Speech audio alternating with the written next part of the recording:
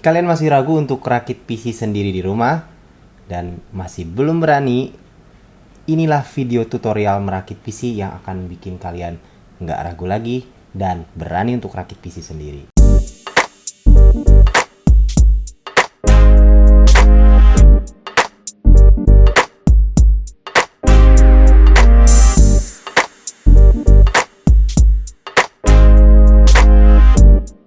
Assalamualaikum warahmatullahi wabarakatuh. Ketemu lagi di layar desktop bersama saya Andrian Nugraha, dan kita kembali lagi di segmen tutorial ya, yaitu tutorial merakit PC. Jika sebelumnya kita sudah pernah ada tutorial merakit PC dengan menggunakan platform Intel, yaitu pakai Intel yang jadul ya, yaitu Core 2 Quad Q8300 ya, yang mana bisa kalian lihat link videonya di sini. Nah, kali ini kita akan memberikan sebuah tutorial merakit PC dengan komponen-komponen yang lebih kekinian. Dalam hal ini adalah kita gunakan AMD Ryzen ya. Nah, apa saja komponen-komponen yang akan kita gunakan untuk tutorial merakit PC kali ini? Langsung saja kita perkenalkan satu-satu komponennya.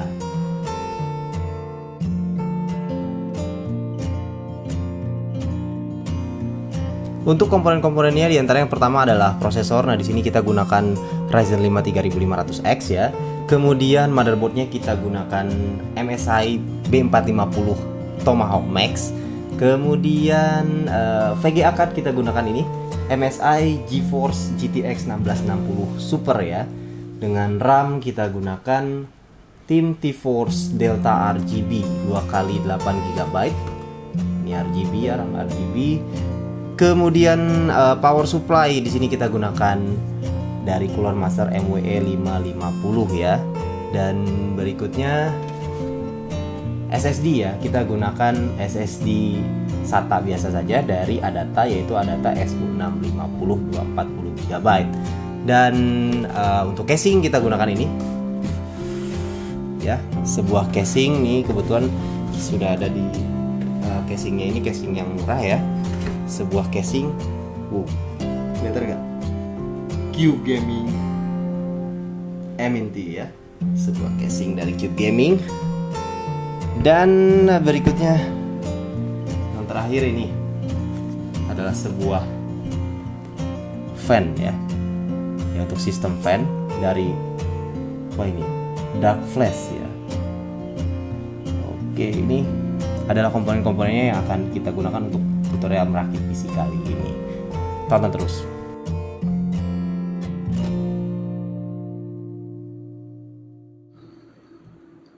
Oke, untuk tahap pertama adalah pemasangan prosesor ya. Di sini untuk AMD Ryzen terdapat sebuah tanda segitiga berwarna emas di prosesornya ya. Nah, kita harus pasangkan pas dengan tanda segitiga juga yang ada di soketnya. Nah, di video kali ini posisinya adalah di kanan atas untuk di soketnya yang bertanda segitiga. Kita harus paskan dengan yang segitiga berwarna emas di prosesornya. Posisinya kurang lebih seperti ini. Dan setelah kita pastikan pas, baru kita kunci ya. Kemudian kita pasangkan HSF coolernya. Nah, dalam hal ini kita akan menggunakan HSF cooler bawaan dari AMD itu sendiri. Nah, untuk memasangkan HSF cooler bawaan AMD itu, maka kita harus melepas terlebih dahulu bracket yang ada di motherboardnya. Terdapat 4 baut di situ, dan kita lepas keempatnya untuk kemudian baru bisa kita pasangkan si HSF cooler bawaan dari AMD tersebut ya. Setelah kita lepaskan, baru kita tempatkan ya. Kita tempatkan HSF coolernya. Nah, ini HSF coolernya sendiri kalau bawaan dari AMD itu sudah ada thermal paste-nya, jadi kita tidak usah tambahkan thermal paste ke dalam atau ke permukaan prosesornya. Namun kalau kita tetap mau memasang thermal paste itu masih bisa ya. Jadi karena di sini sudah ada thermal paste-nya, maka langsung kita pasang saja dan kita colokkan kabel 4 pin-nya ke CPU fan konektornya ya. Kita pastikan posisinya pas dan kita baut. Nah, di sini baut keempat sisinya, dan dibaut dengan jangan terlalu kencang juga ya, karena biasa ini untuk prosesor AMD kalau terlalu kencang pada saat nanti kita buka itu kadang-kadang sulit untuk dilepas. Jadi kadang-kadang si prosesornya nempel di HSF-nya. Jadi di sini ya seperlunya lah, jangan terlalu kencang untuk pembautan dari HSF coolernya. Oke, berikutnya kita pasangkan RAM. Nah, di sini 2 keping RAM yang tadi kita akan gunakan di sini. Kita pasangkan di slot DIMM yang ada di motherboard, dan kita pasangkan harus pastikan bahwa posisi yang colokannya seperti itu harus pas dengan yang ada di dalam slot RAM-nya ya.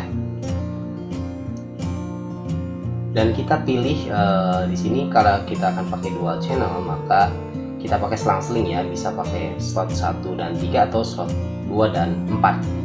Nah, di sini saya akan gunakan slot 2 dan 4. Nah, kita tekan, kita pasangkan sampai bunyi klik ya, yang artinya terkunci RAM-nya. RAM kedua juga kita pasang dengan cara yang sama, ini di slot keempat ya, karena di RAM pertama tadi di slot kedua, sampai bunyi klik juga yang artinya RAM-nya sudah terkunci.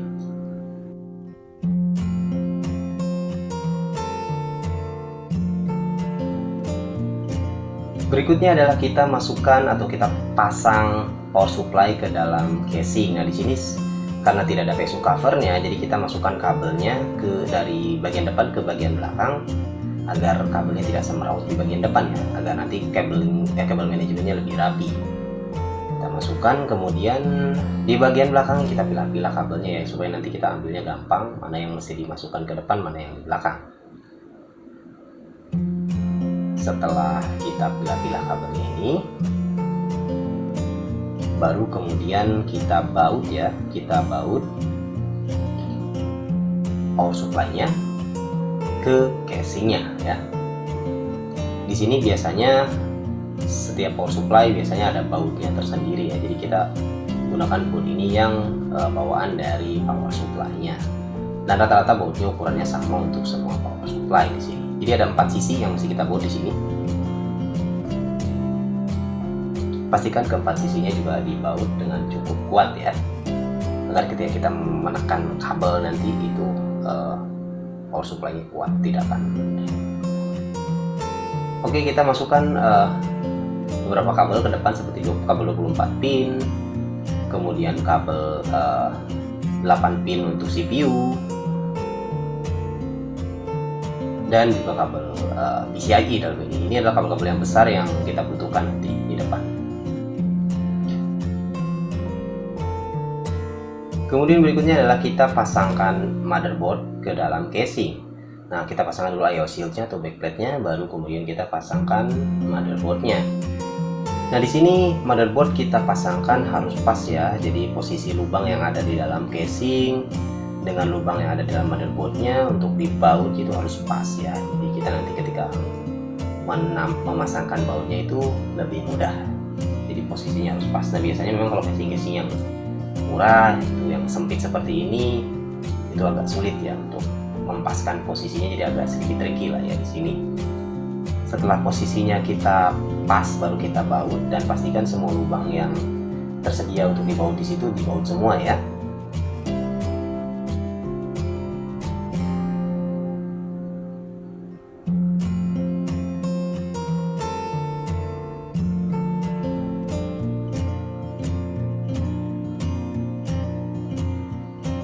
Oke, setelah itu kita pasangkan kabel 8 pin untuk CPU power connector ya, ke CPU power connector kabel 8 pinnya, dan juga adalah kabel 24 pinnya ya, kita pasangkan ke motherboardnya.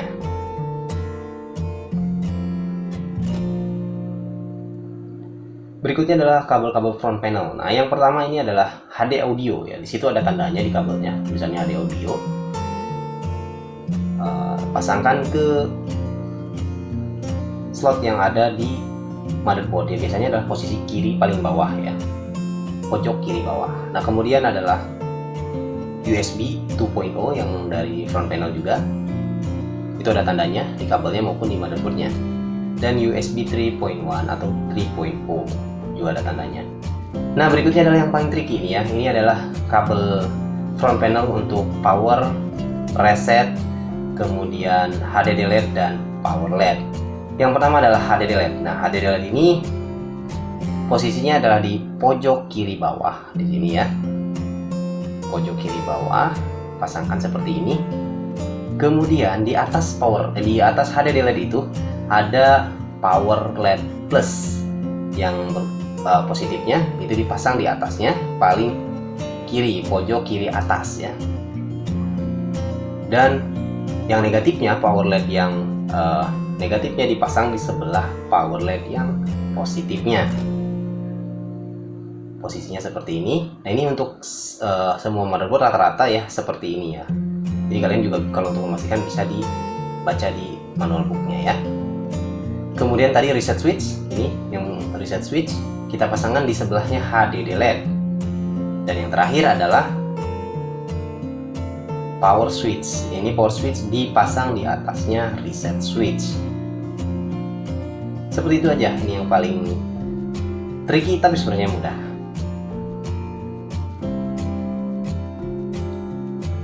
Setelah semua kabel terpasang, barulah kita pasang fan casing di sini. Sebenarnya fan casing ini bisa dipasangkan di awal-awal tadi ya, tapi kalau dipasang di awal kadang kalau casingnya sempit, ketika kita mau pasang motherboard agak sulit, maka di sini saya pasangkan setelah semuanya terpasang baru pasang fan casingnya. Dibaut ya, jadi ada 4 sisi yang mesti dibaut di fan casingnya. Dan pastikan posisinya adalah untuk outtake di sini ya, karena di belakang posisi untuk outtake, posisi fan-nya harus sesuai. Nah, berikutnya adalah pemasangan SSD. SSD ini di setiap casing biasanya berbeda posisinya ya, dimana ini salah satu contoh aja dibaut di posisi sebelah sini, tapi kalau casing-casing lain bisa berbeda ya. Bisa juga dipasang di bagian belakang sebenarnya, cuman biar kelihatan ada SSD-nya jadi kita pasang di depan di sini ya. Nah, yang penting sebenarnya di sini bukan posisinya di mana, tapi ada 2 kabel yang harus dipasang. Yang pertama adalah kabel SATA yang menghubungkan SSD-nya dengan slot SATA yang ada di motherboard.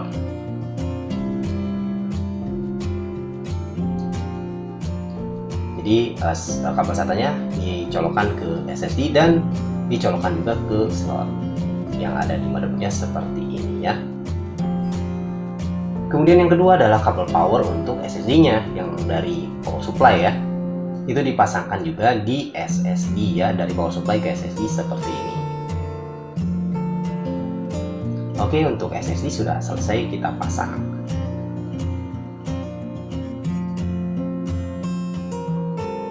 Dan yang terakhir adalah VGA card. Nah, di sini kalau pasang VGA card pastikan bahwa penutup bagian belakangnya untuk VGA itu kita buka ya, untuk slot VGA itu. Kita buka dulu dan kita pasangkan VGA card-nya. Pasangkan VGA card-nya ke slot PCIe. Dalam hal ini kalau untuk motherboard ini adalah PCIe 3.0x16 ya, kita pasangkan. Jadi slot yang paling atas yang kita pasangkan ya, karena ada 2 slot di sini. Kemudian kita kencangkan kembali dengan baut. Nah, ini harus dibaut, jangan sampai nggak dibaut ya, jangan sampai asal dipasang aja, nanti bisa bending si VGA card-nya ya. Kemudian kita pasangkan kabel 8 pin, nah, karena ini kebetulan VGA card-nya 8 pin ya. Kabel 8 pin dari PSU ke dalam VGA card-nya. Tergantung VGA card-nya juga, ada yang pakai 6 pin, ada 8 pin, ada 8+6, ada 8+8. Sini adalah 8 pin ya.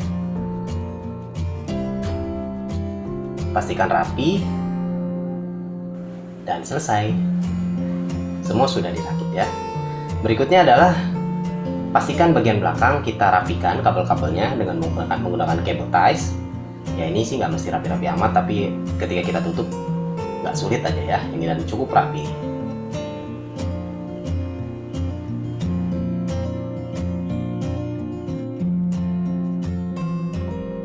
Dan tara, inilah hasil rakitan kita kali ini seperti ini.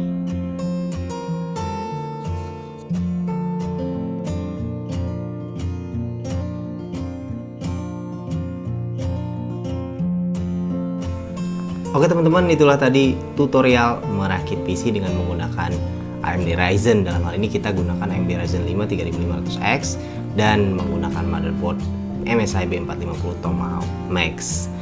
Gimana, mudah kan? Ya, pada dasarnya sih sebenarnya untuk semua Ryzen sama ya, hampir sama semuanya, cara merakitnya seperti itu. Dan Intel pun juga sama aja sebenarnya sih, hanya berbeda sedikit aja paling pada saat di soketnya itu berbeda dengan yang AMD, dan mungkin pemasangan dari coolernya juga sedikit berbeda. Tapi selebihnya saya rasa semuanya hampir sama. Dan gimana buat teman-teman di rumah nih ya? Jangan ragu, jangan bimbang, jangan takut untuk mencoba merakit PC, dan kalian harus yakin bahwa PC kalian gak akan kenapa-napa kalau kalian rakit sendiri. Kalau kalian gak coba dari sekarang, maka ya mau gimana, mau kapan lagi, dan sampai kapan kalian masih ragu dan bimbang terus. Jadi lakukanlah, karena merakit PC itu mudah ya. Oke, itu aja mungkin untuk video kali ini. Ini sekali lagi diperuntukkan untuk teman-teman yang masih pemula dalam merakit PC ya. Jadi buat yang para master nih, kalau yang ada ingin menambahkan atau ingin mengkoreksi, silahkan dituliskan di kolom komentar ya. Terima kasih teman-teman sudah menonton. Jangan lupa untuk like, share, dan juga subscribe ya channel Layar Desktop untuk mendukung perkembangan dari channel ini ke depannya. Oke, sampai jumpa di video berikutnya. Assalamualaikum warahmatullahi wabarakatuh.